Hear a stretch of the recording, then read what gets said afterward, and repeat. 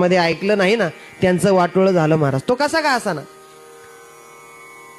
तो शिवा देणारा असू द्या, तो रागवणारा असू द्या, पण त्याचं ऐकलं पाहिजे. त्याचं जर ऐकलं ना, तुम्ही निश्चित यशस्वी झाल्याशिवाय राहणार नाहीत. ऐका, त्या पोराने बापाचं ऐकलं नाही, त्या वारुळावरून नांगर घातला. नांगर चालू होता, सगळे लोक पाहत होते. मामाचं सुद्धा त्या पोरांनी ऐकलं नाही. नांगर चालू होता, सगळे लोक पाहत होते. मामा त्या नांगरासमोर जाऊन उभे राहिले आणि असा नांगर त्या वारुळावरून गेला आणि मामाने समोर असे हात केले, तर मामाच्या हातामध्ये अजूत मेंढी माऊली येऊन पडली.